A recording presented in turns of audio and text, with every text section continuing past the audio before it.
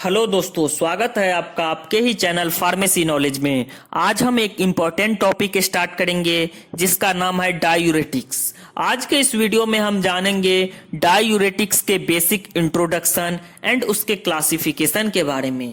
सबसे पहले जानेंगे डायूरेटिक क्या है। ऐसे ड्रग जो सोडियम और वाटर के लॉस को इनिशिएट करता है उसे डायूरेटिक्स कहा जाता है, या सिंपल लैंग्वेज में देखें तो ऐसे ड्रग जो यूरिन के एलिमिनेशन के रेट को इंक्रीज करे उसे डायूरेटिक्स कहते हैं। ये सोडियम के साथ साथ क्लोरीन के लॉस को भी इनिशिएट करता है। डायूरेटिक्स को ही हम नेट्रीयूरेटिक्स कहते हैं। अब क्वेश्चन आता है कि ऐसा कौन सा कंडीशन है या क्या जरूरत है जिसमें हम यूरिन के आउटपुट को इंक्रीज करना चाहते हैं और इसके लिए हमें डायूरेटिक का यूज करना पड़ता है। तो चलिए जानते हैं डायूरेटिक्स के नीड के बारे में।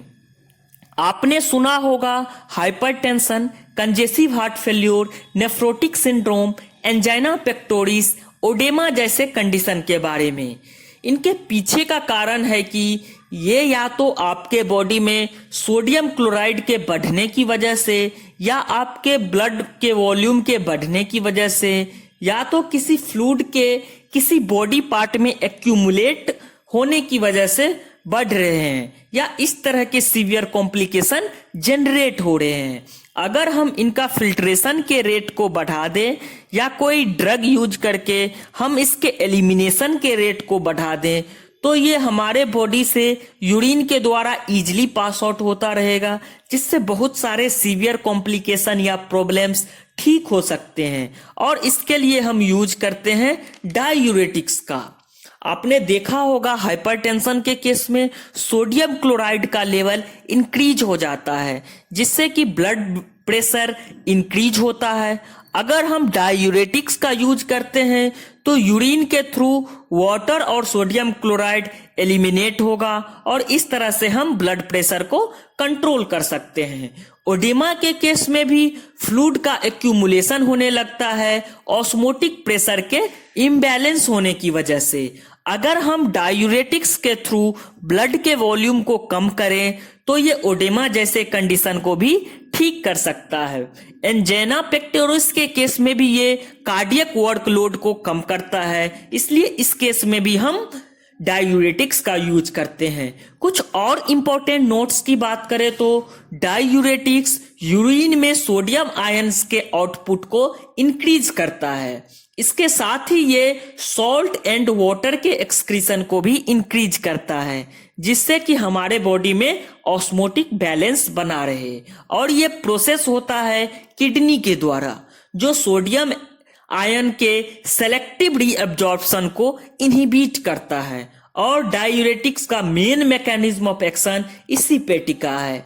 कुछ डायूरेटिक्स के हिस्ट्री को देखें तो पहला ओरल एडमिनिस्ट्रेशन के थ्रू लिए जाने वाला डायूरेटिक्स क्लोरोथायाजाइड था जो 1957 में इंट्रोड्यूस्ड हुआ था। उसके बाद फ्यूरोसेमाइड, इथैकारनिक एसिड, एस्पिरिनोलैक्टोन का डिस्कवर हुआ।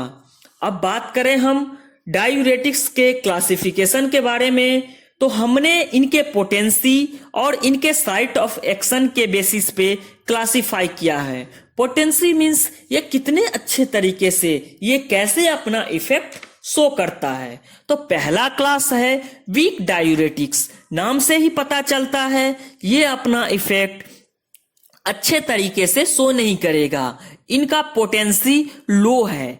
वीक डायूरेटिक्स के पहला जो सब क्लास है वो है ऑस्मोटिक डायूरेटिक्स। इट मींस ऐसे डायूरेटिक्स जो ऑस्मोटिक प्रेशर को इफेक्ट करके अपना मैकेनिज्म ऑफ एक्शन शो करेगा, उसे हम ऑस्मोटिक डायूरेटिक्स कहते हैं। इनके एग्जाम्पल हैं मैनिटोल और ग्लिसरॉल। सेकेंड सब class is carbonic anhydrase inhibitors. It means ये डायूरेटिक्स कार्बोनिक एनहाइड्रेज एंजाइम को इनहिबिट करके अपना मैकेनिज्म ऑफ एक्शन शो करता है। इनके एग्जाम्पल हैं एसिटाजोलामाइड। थर्ड सब class is potassium sparing diuretics. ये डायूरेटिक्स जो सोडियम के लॉस को इनिशिएट करेगा बट पोटेशियम के लॉस को इनहिबिट करेगा। ये इसके साथ ही अल्डोस्टेरोन एंटागोनिस्ट होते हैं। इनके एग्जाम्पल हैं स्पिरोनोलैक्टोन एंड अमीलोराइड। सेकेंड जो इंपॉर्टेंट क्लास है वो है हाई सीलिंग डायूरेटिक्स, जिसे हम लूप डायूरेटिक्स के नाम से भी जानते हैं। नाम से ही स्पष्ट है, इनका पोटेंसी हाई होगा और ये लूप ऑफ हेनले पे काम करते हैं। Mainly loop diuretics ascending loop of Henle पे काम करते हैं। ये सोडियम, पोटेशियम एंड कैल्शियम के को ट्रांसपोर्ट को इनहिबिट करके अपना मैकेनिज्म ऑफ एक्शन शो करता है। इसके मेन एग्जाम्पल हैं फुरोसेमाइड, ब्यूमेटामाइड एंड टोरासेमाइड। थर्ड जो इंपॉर्टेंट क्लास है वो है मीडियम एफिकेसी डायूरेटिक्स। ये सोडियम एंड क्लोराइड के सिंपोर्ट को इनहिबिट करके अपना मैकेनिज्म ऑफ एक्शन शो करता है। इनमें मेनली आते हैं थायाजाइड डेरिवेटिव्स, जिसके एग्जाम्पल हैं हाइड्रोक्लोरोथायाजाइड, बेंजथायाजाइड, क्लोरोथैलिडोन एंड क्लोपामाइड। दोस्तों, इस तरह से हमने आज जाना डायूरेटिक के ब्रीफ इंट्रोडक्शन और उसके क्लासिफिकेशन के बारे में। आगे की वीडियो में हम इसके हर एक क्लास के mechanism of action, pharmacokinetics and uses के बारे में बात करेंगे। थैंक यू दोस्तों।